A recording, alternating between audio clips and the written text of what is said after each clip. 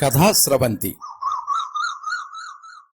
నిరంతర కథాప్రసార వాహిని కథల భాండాగారం కథాస్రవంతిని ఆదరిస్తున్న అభిమాన శ్రోతలకు నమస్కారం. ఈనాటి కథకు స్వాగతం. ఈరోజు మీరు వినబోయే కథ నా భార్యకి ఇంకా పెళ్లి కాలేదు, గిలిగింతలు పెట్టే కథలు కథా సంపుటం నుంచి మాది అమలాపురమే కథ. రచన శ్రీ విరించి, వినిపిస్తున్నది పప్పు భోగారావు. శ్రీ విరించి తల్లాప్రగడ గోపాలకృష్ణ పశ్చిమ గోదావరి జిల్లా పాలకొల్లులో జన్మించారు. అదే జిల్లా నరసాపురంలో చదువుకున్నారు. ఈనాడు, ఆంధ్రప్రభ, ఆంధ్రప్రదేశ్ పౌర సరఫరాల సంస్థలలో ఆయన ఉద్యోగ జీవితం గడిచింది. సైన్స్లోనూ కామర్స్లోనూ పట్టభద్రుడు. 130కి పైగా కథలు రాశారు. ఈయన కథలు వివిధ బహుమతులను గెలుచుకున్నాయి. ముళ్లపూడి వెంకటరమణ రచనలంటేనూ, బాపు బొమ్మలంటేనూ, భువనచంద్ర కవిత్వం అంటేనూ ఈయనకి చాలా ఇష్టం. భారత్ టుడే టీవీ ప్రధాన సంపాదకులు, 2005-2015 సంవత్సరాల మధ్య ఆంధ్రప్రదేశ్ మాసపత్రిక ప్రధాన సంపాదకులు శ్రీ జి వల్లీశ్వర్ వీరి కథల గురించి ఇలా అంటున్నారు. విరించి కథలు కల్పనలు కాదు, కళ్ల ముందు కనిపించే ఈనాటి అనేక సజీవ పాత్రల స్వభావాలకి దర్పణాలు. ఈ కథలు కంటతడి పెట్టిస్తాయి, కడుపు మండేలాగాను చేస్తాయి. వెరసి మానవ సంబంధాల, మానవతా భావాల మౌలిక స్వరూపాన్ని ఆవిష్కరిస్తాయి. సాహితీవేత్త డాక్టర్ వేదుల శ్రీరామశర్మ వీరి కథల గురించి విభిన్న మనస్తత్వాల వికృత స్వరూపాలను బహిర్గతం చేస్తూ వాటి మధ్య ధ్వజస్తంభం వంటి వ్యక్తిత్వానికి తెరతీసి మానవత్వ విలువలను చెప్పిన ఈ కథల్లో మురిపాల పాలు, వ్యక్తిత్వ పారిజాత పరిమళాలు ఎక్కువే అంటారు.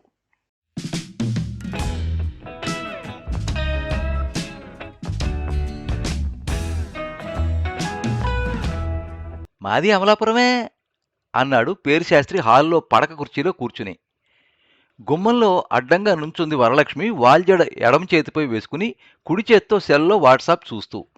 వీధి గుమ్మం తలుపు ఎదురుగా నుంచున్నాడు సుందరం. పేరుశాస్త్రికి అదో ఆనందం.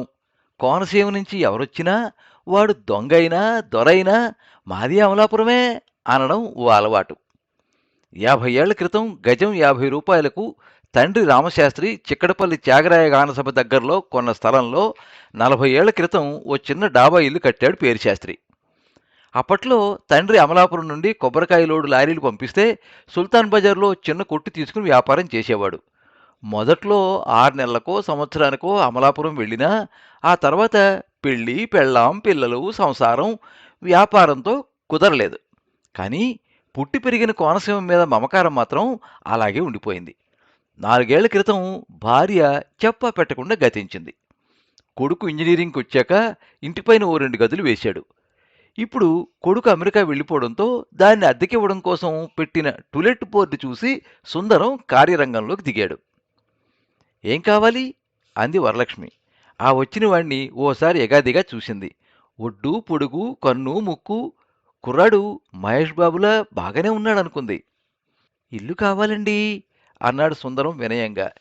ఏం చేస్తారు? ఇంటినేం చేస్తామండి? అన్నం వండుకుని తినడం, రాత్రి ఇంటికొచ్చి పడుకోవడం, అందుకోసం అండి. తినడం పడుకోవడం కాకుండా ఇంకా ఏం చేస్తారు అంది వరం పొడుగాటి వాలజడ వయ్యారంగా తిప్పుతూ. బట్టలు కూడా ఉతుక్కుంటాం అన్నాడు అదేదో ముఖ్యమైన విషయమైనట్టు. నేను అడిగేది ఉద్యోగం ఏం చేస్తారు? ఓ అదే అండి, మున్సిపాలిటీ ఆఫీసులో. ఇల్లు పెంటకుప్పలా పెడతారా అంది 2 చేతులు నడుము కానించి. రామరామ, స్వచ్ఛ భారత్ బ్రాండ్ అంబాసిడర్నండి. మీ పేరు? సుందరం. ఇంతకుముందు ఎక్కడుండేవారు? ఇదేదో విచారణలా లేదు, ఇంట్రాగేషన్లా ఉందని విని వినిపించినట్టు గొణుగుతూ అమలాపురం అండి అన్నాడు సుందరం. ఆ మాట విన్నాడు పేరుశాస్త్రి. కోనసీమ కళ్ళ ముందు కదలాడింది. ఉత్సాహం గోదావరిలా ఉప్పొంగి ఉరకలు వేసింది. మాది అమలాపురమే అన్నాడు ఆనందంగా. భూపయ్య అగ్రహారమా, బుచ్చమ్మ అగ్రహారమా అండి అన్నాడు సుందరం ఒక అడుగు ముందుకేసి. కూచిమంచి అగ్రహారం అయ్యా. వరలక్ష్మి గుమ్మంలో అడ్డంగా నుంచుంది. 2 గదులు, అద్దె నెలకి 4000, 2 నెలల అడ్వాన్సు. ఫ్యామిలీ మాత్రమే. బోర్డు చూశారుగా? చూశానండి, బోర్డు చాలా బాగుంది. ఒకసారి ఇల్లు కూడా చూడొచ్చా? చెయ్యి ఖాళీ లేదు, పైకి వెళ్ళండి. సుందరం వెర్రిమొహం వేశాడు. ఏదో ముష్టాడిని అన్నట్టు అలా అనేసిందేమిటో అని. అదేంటండి అలా అనేశారు అన్నాడు సుందరం చిన్నబుచ్చుకుని. ఏమన్నాను? మీకు ఇల్లు చూపించడానికి నాకు చెయ్యి ఖాళీ లేదు, వంట చేసుకోవాలి పనుంది, పైకెళ్ళి గది చూసి రండి అన్నాను. తప్పా? అబ్బే, ఎంత మాత్రం కాదు. ఇంటికంటే ఇంటి వరలక్ష్మే తన కంటికి ఎక్కువగా నచ్చింది. వరం, ఆ అబ్బాయి పేరు కులం గోత్రం కనుక్కున్నావా అన్నాడు పేరుశాస్త్రి. ఇవి ఇల్లు చూపులే గాని పెళ్లి చూపులు కాదు కదా నాన్న. అలా అని ప్రతి వాళ్ళకి ఇవ్వలేం కదంటే. సుందరం హుషారుగా గదులు చూసి మెట్లు దిగాడు. మీరు నాకు నచ్చారు అన్నాడు ఆవేశంగా ఠక్కున. ఏమన్నారు అంది వరలక్ష్మి అదిరిపడి చూస్తూ. అంటే మీ ఇల్లు నాకు నచ్చింది అన్నాడు సుందరం సర్దుకుని. సరే సరే, మీద గదిలో మొన్నటిదాకా మా అన్నయ్య ఉండేవాడు, వాడు అమెరికా వెళ్ళిపోయాడు. మీ కుటుంబాన్ని ఎప్పుడు తీసుకొస్తారో చెబితే పైన మంచం కంచం వగైరా అన్నీ ఖాళీ చేయిస్తా అంది వరలక్ష్మి. చిన్న సాయం, నాకు ఈ మధ్య పెళ్ళయింది, సామాన్లు అమర్చుకుని ఇల్లు మారేదాకా మీ మంచం వగైరా వాడుకోవచ్చా? నా మంచం కాదు, మా అన్నయ్య మంచం. సరే వాడుకోండి, అద్దె 5,000 అంది వరం అద్దె పెంచుతూ. ఆమె అందాల ముందు 5,000 ఏపాటి అనుకున్నాడు సుందరం. అందాలు అభిమతాలు పరిశీలించాలంటే ఆ ఇంట్లో దిగడం ఒక్కటే మార్గం. మీ ఇష్టం అన్నాడు. Aadhaar card, PAN card, voter ID, driving licence వగైరా ఏమైనా ఉన్నాయా? అవి ఉంటే గాని ఇల్లు అద్దెకివ్వరా అండి అన్నాడు బిక్కమొహం వేసి. ఏ ఒక్కటి లేకపోయినా ఇవ్వం. మీరు ఏ ఐఎస్ఐ ఏజెంటో ఏ ఉగ్రవాదో మాకెలా తెలుస్తుంది అంది వరం కళ్ళెగరేస్తూ. మీకలా కనిపిస్తున్నానా అండి? నాకంత సీనుందా? అడ్వాన్స్ ఇప్పుడిచ్చి రేపు వచ్చేటప్పుడు ఏ కార్డు ఉంటే అది, డెబిట్ కార్డు క్రెడిట్ కార్డు అయినా సరే పట్టరండి తల ఊపాడు సుందరం. బాబూ, నీ పేరేమిటి అన్నాడు పేరుశాస్త్రి. సోమసుందరం అండి. పాపయ్య శాస్త్రి గారు బాగున్నారా? ఏనాడో పోయారండి. అదేమిటయ్యా, మొన్న నాతో ఫోన్లో మాట్లాడితేను జంధ్యాల పాపయ్య శాస్త్రి గారే కదండి. మంతావారయ్యా, దివ్యంగా ఉన్నారండి అన్నాడు. ఫోన్లో మాట్లాడారు కాబట్టి బాగానే ఉండుంటాడు అనే ధైర్యంతో. వరలక్ష్మి కేసు తిరిగి ఇంటి చిరునామా ఇస్తారా మా వాళ్ళకి చెప్పడానికి? ఏ సెల్ నంబరు ఈమెయిల్ ఐడి వద్దా? పోనీ పేరు చెప్పండి. లక్ష్మీ నిలయం ముందు వరం కోరుకోండి. వరలక్ష్మి తెలివైన వారే అంది మెచ్చుకోలుగా. సుందరం అడ్వాన్స్ ఇచ్చి పేరుశాస్త్రి కాళ్ళకి వినయంగా దండం పెట్టి వరలక్ష్మి వాల్జడను తలుచుకుంటూ హోటల్ గదికి చేరాడు. ఆ రాత్రి తెల్లవారులు కలవరిస్తూ కలలో వరలక్ష్మితో వివిధ భారతీయ భాషల్లో యుగళగీతాలు పాడుతూనే ఉన్నాడు. సెల్లో తొలికోడి కోత కుయ్యకముందే లేచి గది ఖాళీ చేసి వరలక్ష్మి ఇంటి గేటు ముందు సత్యాగ్రహం చేస్తున్న వాడిలా కూర్చున్నాడు. వరలక్ష్మి పొద్దున్నే పాల ప్యాకెట్ల కోసం గేటు తాళం తీస్తూ అక్కడ కునికిపాట్లు పడుతున్న సుందరాన్ని చూసి ఉలిక్కిపడింది. ఏదో సామెత చెప్పినట్టుగా ఉంది, ఇంత పొద్దున్నే తెల్లవారక ముందే అంది. హడావుడి పెళ్లి కొడుకు నీలాటి రేవు కాశాట, అది సామెత. ముహూర్తం శుక్రవారం శన్యూషం నసిగాడు సుందరం. వస్తున్న నవ్వు ఆపుకుంటూ వరలక్ష్మి గేటు తాళం తీసింది. పైకెళ్ళండి అంది. దయించి అలా అనకండి, నేను చేయాల్సిన పనులు చాలా ఉన్నాయి, మా వాడు పిలిచేదాకా చచ్చినా వెళ్ళను. సరే సరే అంది గేటు కట్టిన సంచిలో పాల ప్యాకెట్టు దినపత్రిక తీసుకుంటూ. సుందరం ట్రాలీ బ్యాగ్ ఈడ్చుకుంటూ మేడ మీదకి వెళ్ళాడు. అరగంట తర్వాత వరలక్ష్మి హడావిడిగా వచ్చింది. ఇదిగో కాఫీ, చిక్కటి ఫిల్టర్ కాఫీ, మొదటి రోజు కాబట్టి కాఫీ ఇస్తున్నాను. రేపటి నుంచి మీ కాఫీ మీరే తాగాలి. కాఫీ బాగుంది కదా అని మాటిమాటికి వరం వరం అని నన్ను పిలవకండి అంది చాలా నిక్కచ్చిగా. ధన్యవాదాలండి, రేపటి నుంచి నా కాఫీ నేనే స్వయంగా తాగుతాను. ఖాళీక పొందుకుని వెళ్ళిపోయింది. రాత్రి పెట్టుకున్న మల్లెల వాసన మాత్రం గదిలో వదిలి వెళ్ళిపోయింది. తెల్లటి దేహఛాయ, చక్కటి కనుముక్కు తీరు, సన్నని నడుము, ఎత్తైన పిరుదులపై నాట్యమాడుతున్న పొడవైన నల్లతాచులాంటి జడ, తన్మయత్వంతో చూస్తూ ఉండిపోయాడు సుందరం. ఈ మధ్యకాలంలో ఏ ఆడపిల్లని అంత పొడవైన జడతో చూడలేదు సుందరం. భానుపిని చెప్పిన దాంట్లో రవ్వంత కూడా అతిశయోక్తి లేదు అనుకున్నాడు. గబగబా కాలకృత్యాలు ముగించి సుధా హోటల్కు పోయి టిఫిన్ తిన్నాడు. ఊరంతా ఓసారి తిరిగి మిత్రుల్ని కలుసుకుని హోటల్లో భోజనం చేసి సాయంత్రం లుంబిని పార్కులో కూర్చున్నాడు. దగ్గరలోనే మాటలు వినిపించడంతో తలెత్తి చూశాడు. వరలక్ష్మి భుజానికి బ్యాగ్ తగిలించుకుని స్నేహితులతో తన వైపే వస్తోంది. బహుశా కాలేజీ నుండేమో. హలో, ఏమిటిక్కడ? జస్ట్ ఊరికే ఓ ఫ్రెండ్ వస్తానంటే వచ్చా. బాయ్ ఫ్రెండా గర్ల్ ఫ్రెండా? ఉన్న వాళ్ళతోనే వేగలేకపోతుంటే మళ్ళీ గర్ల్ ఫ్రెండా? Okay, enjoy, bye. సుందరం ఆమెను అలా చూస్తూనే ఉన్నాడు. ఆమె ముందుకు వెళ్ళి వెనక్కి తిరిగి చూసి నవ్వింది. ఆమె స్నేహితులంతా ఓసారి వెనక్కి చూశారు. వాళ్లతో ఆమె ఏం చెప్పిందో సుందరం ఊహించలేకపోయాడు. 4 రోజుల తర్వాత గోకుల్ చాట్లో చాట్ తిందామని వెళ్తే మళ్ళీ స్నేహితుడితో ప్రత్యక్షమైంది వరలక్ష్మి. హలో, ఏమిటిక్కడ అన్నాడు ఈసారి సుందరం. హలో, ఇదేమైనా ఆడవాళ్ళకి నిషిద్ధమైన ఆహారమా అంది నవ్వుతూ వరం. నన్ను పిలవకుండా ఒక్కరే రావడం నిషిద్ధమే అన్నాడు సుందరం. నిజమే కదూ, ఈసారి నుంచి మరో నలుగురిని వెంటేసుకుని ఎప్పుడు చాట్ తిన్నా మిమ్మల్ని పిలుస్తా. బిల్లు ఇవ్వడానికి మనకు ఏ బకరా దొరకడేమిటే అని ఈ పొట్టిది ఒకటే నస అంది పక్కనున్న మిత్రురాల్ని చూపిస్తూ. వరం నోట్లో నోరు పెట్టడం అంటే సింహం నోట్లో తలపెట్టినట్టేనని గ్రహించాడు. కానీ గుండ్రంగా గులాబీ రంగులో ఉన్న ఆ నోరులో నోరు పెట్టాలనుకోవడంలో తప్పులేదనుకున్నాడు. 400 బిల్లు చెల్లించి బయటపడ్డాడు. ప్రతి గురువారం ఏ ఊళ్ళో ఉన్నా సాయిబాబా గుడికెళ్లడం సుందరానికి అలవాటు. ఈ వారం దిల్సుకునర్ సాయిబాబా గుడికొచ్చి మనసులో కోరిక చెప్పేసి కళ్ళు మూసుకుని దండం పెట్టుకున్నాడు. హలో, కోరికల అష్టోత్తరం అయిపోయిందా పక్కనే నుంచుని ఎవరో గుసగుసగా అంటున్నారు. కళ్ళు తెరిచాడు. పక్కనే కళ్ళు మూసుకుని దేవుడికి దండం పెట్టుకుంటున్న వరలక్ష్మి. ఆశ్చర్యం, ఆనందం కలగలిసిన భావం సుందరం మొహంలో తాండవం ఆడింది. కళ్ళు తెరిచిన వరం సుందరం తనకేసే కన్నార్పకుండా చూస్తూ ఉండడం చూసి, రండి ఇక చూసింది చాలు అంది. కొబ్బరికాయ చెక్క కొట్టి ప్రసాదం పెట్టింది. అసలే బాబా ప్రసాదం, ఆ పైన వరం చేత్తో ఇచ్చింది.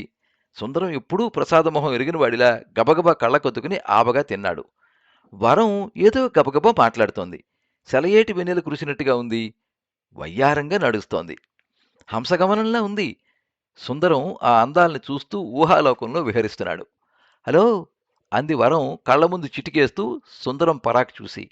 ఏం బుద్ధావతారం అండి బాబు, మీ భార్య ఎలా వేగుతోందో మీతో. ఇంత అందమైన ఆడపిల్ల పక్కన మాట్లాడుతూ ఉంటే ఏమిటా పరధ్యానం అంది. ఉంటే వర లక్ష్మి ధ్యానం ఉండాలన్నట్టు. వేగడానికి భార్య అంటూ ఉండాలిగా అన్నాడు టక్కున. ఆ తర్వాత ఆలస్యం చేయకుండా నాలిక కరుచుకున్నాడు. 4 చిట్ల రక్తం వచ్చింది. అబ్బా అన్నాడు బాధగా.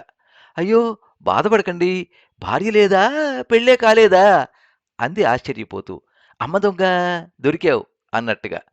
లేదు, ఆహా, భార్య ఉంది, పెళ్లి కాలేదు, ఆహా, పెళ్లి కాలేదని ఎవరు చెప్పారు అన్నాడు కంగారుగా. అది దబాయింపో వాస్తవమో అతని ముఖ కవళికలే చెబుతున్నాయి. సరే, ఇంటికేనా అంది. మీరు వెళ్ళండి, నేను తర్వాత వస్తాను అన్నాడు బింకంగా. ఆమె ఆటోలో వెళ్ళిపోయింది. నగరమంతా తిరిగి రాత్రి 10ంటికి ఇల్లు చేరుకున్నాడు. గేటుకి తాళం వేసింది. కాలింగ్ బెల్ కొట్టగానే వరలక్ష్మి వచ్చి గేటు తాళం తీసింది. ఇది సంసారంలోండే కొంప, అర్ధరాత్రి అపరాత్రి వస్తే ఎలా అంది వరం శృతిమెత్తగా. ఎవరు ఎవరితో సంసారం చేస్తున్నారు అన్నాడు సుందరం. ఆ విషయం తేల్చాలనే మా నాన్న మీకోసం ఎదురు చూస్తున్నారు. సరే, తేల్చండి అంటూ లోపలికొచ్చాడు. ఎప్పటికైనా తప్పదు కదా అని. పేరిశాస్త్రి ఎప్పట్లాగే పడక కుర్చీలో కూర్చుని టీవీ చూస్తున్నాడు. అదేదో ప్రధానమంత్రి పీఠం అన్నట్టు పగలు రాత్రి ఆ కుర్చీ ఆయన వదలడు. సుందరం ఆయన కుడి పక్కనే సోఫాలో కూర్చున్నాడు. వరలక్ష్మి వచ్చి ఆయన పక్కనే ఎడం వైపు కూర్చుంది. రిమోట్ తీసుకుని టీవీ ఆపేసింది. పేరిశాస్త్రి ఇహలోకంలోకి వచ్చాడు. శ్రీకృష్ణుడు కురుక్షేత్ర యుద్ధానికి ముందు తన సాయం కోసం వచ్చిన దుర్యోధనుణ్ణి అర్జునుణ్ణి చూసినట్టు చూశాడు. ఎప్పుడు వచ్చితీవు అన్నట్టు. సుందరం చిన్నగా నవ్వాడు. తాను ఇప్పుడే వచ్చితీ అన్నట్టు. ఏమయ్యా సుందరం, లుంబిని పార్కు, గోకుల్ చాటు, దిల్సుఖ్నగర్ సాయిబాబా గుడి అన్నీ సర్వే చేయడం అయిపోయిందా అన్నాడు పేరిశాస్త్రి. సుందరం తల అడ్డంగా నిలువుగా ఊపాడు. ఆ 3 చోట్ల నువ్వు తచ్చాడుతున్నావని మా వరం వివరంగా చెప్పిందయ్యా. నీ ప్రవర్తన అనుమానాస్పదంగా ఉందని పైగది ఖాళీ చేయించమంటోందయ్యా అన్నాడు పేరిశాస్త్రి. నన్ను ఉగ్రవాదుల జాబితాలో వేసేశారా ఏమిటి? మీ అనుమానం చెప్పండి అన్నాడు సుందరం. అనుమానాలేం లేవు, అన్నీ నిర్ధారణ అయిపోయాయి. నీకు పెళ్లి కాలేదని, మున్సిపాలిటీలో ఉద్యోగం లేదని. అవునా అన్నాడు పేరిశాస్త్రి. అవును, అయితే అన్నాడు సుందరం ఇక తెలిసిపోయినట్లుందని. నువ్వు బెంగళూరులో సాఫ్ట్వేర్ ఇంజనీర్ అని సెలవు పెట్టుకొచ్చావని, నువ్వు వచ్చింది ఇల్లు చూపులకు కాదు పెళ్లి చూపులకని ఈ రోజే నిర్ధారణ అయ్యింది. మంచిది, ఎలా అన్నాడు సుందరం కుతూహలంగా. ఇలా అంటూ ఎవరో వెనక నుండి సుందరం కళ్ళు మూశారు. ఎవరూ అంటూ గిరుక్కుని వెనక్కి తిరిగాడు. భానుపిన్ని. మాది అమలాపురమే అంది కిసుక్కుని నవ్వుతూ. నువ్వెప్పుడొచ్చావు అన్నాడు ఆశ్చర్యపోతూ. నువ్వొచ్చి 10 రోజులైంది నాయనా, చూసిరారా అంటే చేసుకొచ్చేట్టున్నావు. నువ్వొచ్చినప్పుడే వాట్సాప్లో నీ ఫోటో వరానికి పంపాను. పేరన్నయ్యకు ఫోన్ చేసి నీ గురించి అడిగాను. వరానికి అన్నయ్యకు నువ్వు నచ్చావన్నాకే నేనొచ్చాను అంది భానుపిన్ని. అన్యాయం, నాకు నచ్చొద్దా అన్నాడు సుందరం. ఏమిటట మీకు నచ్చేది నచ్చనిది? మాది అమలాపురమే, పైకి రండి క్షుణ్ణంగా చర్చిద్దాం అంది వరం లేచి వాల్జడ సుందరం మొహం పైకి విసిరి వయ్యారంగా మేడమెట్లెక్కుతూ. భానుపిన్ని పేరుమామయ్య వెనక నుంచి చిరునవ్వులు చిందిస్తూ ఉంటే సుందరం మంత్రముగ్ధుడిలా వరాన్ని అనుసరించాడు.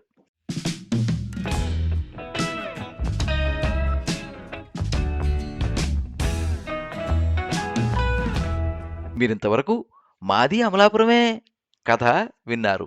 రచన శ్రీ విరించి, వినిపించినది పప్పు భోగారావు. ఈ కథ 2016 సంవత్సరం ఫిబ్రవరి నెల తెలుగు వెలుగు మాసపత్రికలో ప్రచురితమైంది. ఈ కథనం మీకు నచ్చినట్లయితే ఈ వీడియోని లైక్ చేయండి, మీ మిత్రులకు షేర్ చేయండి, మీ అభిప్రాయాన్ని కామెంట్స్లో తెలియజేయండి. మీరు మొదటిసారి ఈ ఛానల్లో కథ వింటున్నట్టయితే ఈ ఛానల్ని సబ్స్క్రైబ్ చేసుకోండి, పక్కనుండే బెల్ ఐకాన్ని తప్పకుండా నొక్కండి. ఈ ఛానల్ ద్వారా వినిపించే కథలు, కబుర్లు, వ్యాసాలు అన్నీ ఎప్పటికప్పుడు మీకు అందజేయబడతాయి. సర్వే జనాః సుఖినో భవంతు. కథా స్రవంతి